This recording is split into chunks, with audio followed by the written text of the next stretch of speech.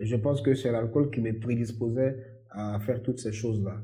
Alors c'est vrai que bon, j'avais des aventures, mais pas toutes les aventures le même jour. C'était peut-être une page où il y avait une fréquence un peu, je veux dire, un peu espacée, et chaque 2 jours. Mais ce jour-là, je bloque un compteur, je fais trois Mais, conquêtes le même mais jour. non.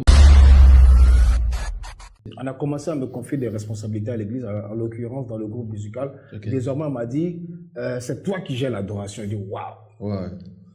bingo, ça c'était le gros. Tu as fait asseoir les doyas. C'est là qu'on me donne l'adoration. Et à l'époque, à l'église, c'était 30 minutes adoration et louange.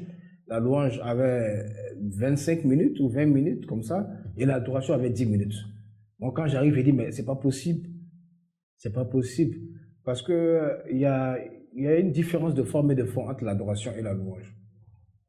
On adore Dieu pour ce qu'il est et on loue Dieu pour ce qu'il fait. Ok. Tu vois? Ça, c'est bien Et dit. en tant qu'enfant de Dieu, on adore Dieu pour ce qu'il est parce que c'est lui que nous avons choisi comme notre maître, comme notre Dieu. Donc on a toujours un motif d'adorer Dieu. Tu comprends? Mais à l'église, j'ai remarqué, hein, et je vais vous envoyer à faire le constat avec moi, les gens sont beaucoup plus enclins à louer, c'est-à-dire à danser, qu'à adorer. Parce que pour adorer, il faut connaître ce que tu adores, en fait. Si tu adores Dieu pour ce qu'il est, il faut connaître qui il est, en fait. Donc voici pourquoi Jésus peut dire à la femme samaritaine que vos parents adoraient sur la montagne, mais le vrai adorateur, c'est celui qui adore en esprit et en vérité. En esprit, selon la révélation de Dieu, en vérité, selon la parole de Dieu. Donc, beaucoup de personnes ne comprennent vraiment pas comment ça se passe au niveau de l'église, mais c'est la réalité qui était là. Il y avait 25 minutes de louange, 5 minutes d'adoration.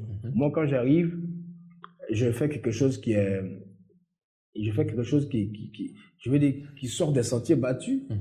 Je chante, quand je fais mon adoration, au bout des 5 minutes, quand je veux couper, on me dit non, pourquoi tu coupes? Il fait 10 minutes, on dit non, pourquoi? Tu viens interrompre la présence de Dieu. Ouais, mais il y a une sorte de nuée dans l'assemblée. J'ai fait 15-20 minutes, donc j'ai renversé la tendance. C'était plutôt maintenant 25 minutes d'adoration, pour 30 minutes souvent même 45 minutes d'adoration, et puis 10 minutes de louange.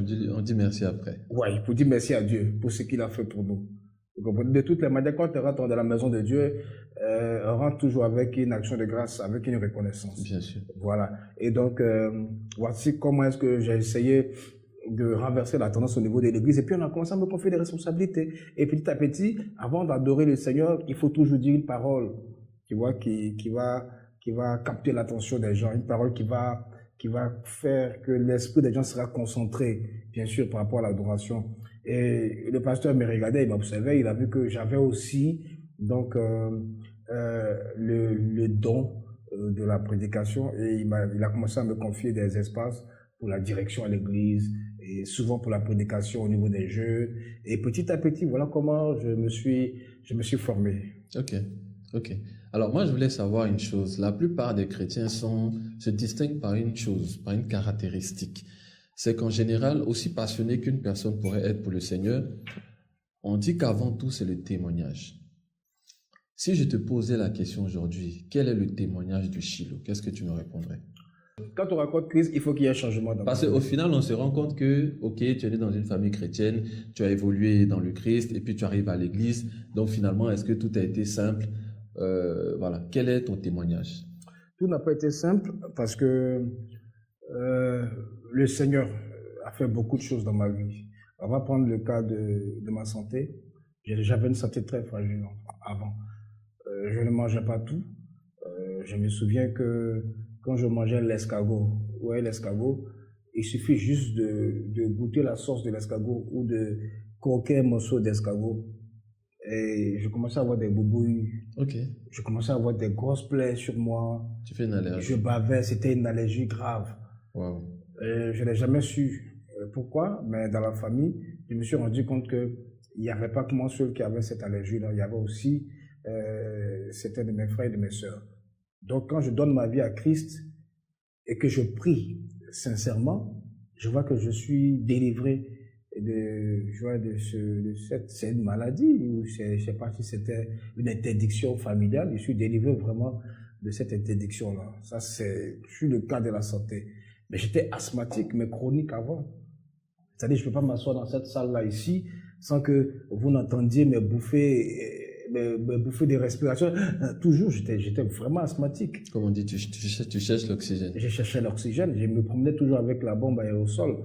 J'étais gravement asthmatique. Je me souviens qu'un jour, j'étais dans le bus avec ma mère. Ma mère travaillait à Koumassi. Nous, on habitait à Yopougon. Et ce jour-là, elle a voulu m'envoyer en consultation parce que j'avais piqué la crise d'asthme. Et dans le bus, on est parti, ils ont fait la consultation. Au retour, je tenais pas, je suis tombé dans les pommes dans le bus. On a dû me soulever, me faire sortir parce que le bus était chargé aussi, il faut le dire. Donc quand je sors, je prends un peu une bouffée d'oxygène et puis ça commence à aller. J'étais vraiment, je piquais des crises incessamment chaque semaine. Mais quand j'ai donné ma vie à Christ, il m'a délivré complètement de l'asthme. Il m'a délivré de cette maladie respiratoire-là, au point que je me suis mis dans un sport de sprint. J'étais sprinter à Boaké, je courais pour les 100 mètres, 200 mètres et tout, et tenez-vous bien, j'étais le meilleur coureur de la vallée du Bandama quand j'étais au lycée classique. Ah bon? Voilà, un asthmatique. Un gars asthmatique. Voilà. Wow. Ça, c'est ce que Christ a fait dans ma vie, sur le point de la santé. Comme je dis, j'avais une santé très fragile, mais aujourd'hui, par la grâce de Dieu, quand je pars à l'hôpital, c'est vraiment pour me reposer. J'ai accumulé une grosse fatigue, ou bien c'est la grippe, c'est ces petits mots-là où je peux pas un cachet pour me relever. Donc, voici ce que Dieu a fait pour moi. Il a énormément fait. Et sur le point de la vie personnelle. Parce que tu sembles être... Tu m'attends là, en fait. Oui, c'est là que toi tu m'attends. Tout ce que je raconte là, non, tout ce que ça tu t'intéresse pas. Ça m'intéresse pas. Ça, c'est pour les autres. Je t'attends là où tu sais que je t'attends. Mais écoute, À moins que tu ne veuilles pas en parler. Non, mais Par rapport pourquoi? aux récents événements. Pourquoi? Écoute, comme tout jeune normal, hein, tout jeune normal, à un moment donné, on a envie de s'exposer au plaisir de la chair, on a envie de découvrir les sensations, hein, on a envie de ressentir, tu vois, beaucoup de choses. On a envie de ressentir des sensibilités. Et donc, la puberté aidant, on s'expose au plaisir de la vie. Hein, et comme tout jeune, j'ai connu un moment, je dis, très noir, en ce qui concerne donc la sexualité juvénile, où on enchaînait des relations avec plusieurs filles, plusieurs partenaires, et tout, par la grâce de Dieu, on n'est pas arrivé à ce qu'on appelle, comment on appelle ça, les partouzes. Moi, j'ai jamais connu ça. Okay. Les partouzes, c'est vrai qu'on avait multiplié les partenaires sexuels dans le temps. Voilà, mais après... Mais à quel moment tu décides que cette vie-là n'est pas pour toi? Alors, je décide... Qu'est-ce qui se passe? Est-ce qu'il y a un déclencheur? Voilà, quand je commence à être à fond dans l'office de chantre, et qu'on me confie des responsabilités, et je me rends compte que Dieu utilise ma voix et le talent qu'il a mis en moi pour guérir des personnes pendant que je chante, parce que pendant que je chantais, il y avait effectivement des personnes qui criaient, il y avait une sorte d'exorcisme qui se passait, il y avait des personnes qui avaient une orientation dans la tête, il y avait des personnes qui pleuraient, en tout cas, il y avait un mouvement de l'esprit. Et quand je me rends compte que Dieu m'utilisait pour ça, et qu'en retour, j'avais une face hideuse de la personnalité qui était devant, donc ces chrétiens, ces fidèles à chanter chaque dimanche, et à côté de ça, je pratiquais quelque chose qui me mettait à mal, et je prends conscience un matin, et j'en sors, et je vous raconte une histoire.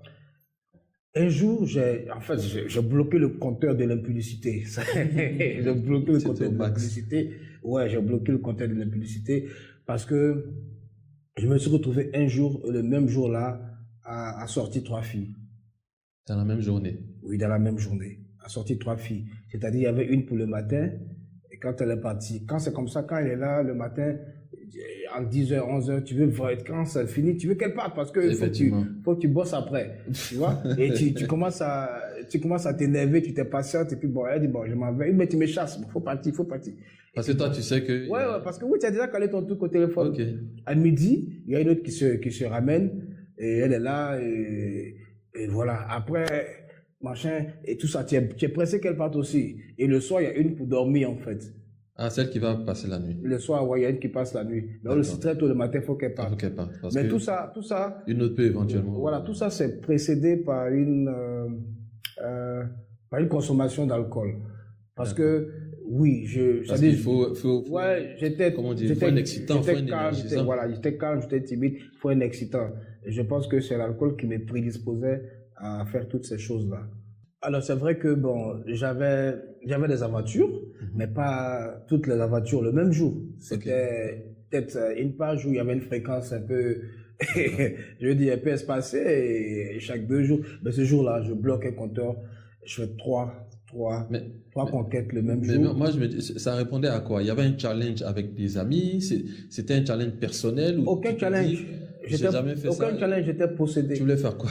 Non, aucun challenge, j'étais possédé par un esprit de séduction. J'étais possédé, je Donc, pense. est-ce J'étais qu'on pas maître. pourrait dire que tu es victime? Tu es une victime. Parce que certains vont même jusqu'à dire qu'ils sont victimes, on va dire, de leur charme ou ils sont victimes de leur attirance. Parce que toi, le même jour, on a l'impression que tu pouvais le faire, donc tu l'as fait. Non, mais je pense que quand un démon te possède, ça n'a rien à voir avec l'apparence, ça n'a rien à voir avec le charme que tu dégages. Ça a tout à voir avec l'esprit qui travaille en toi.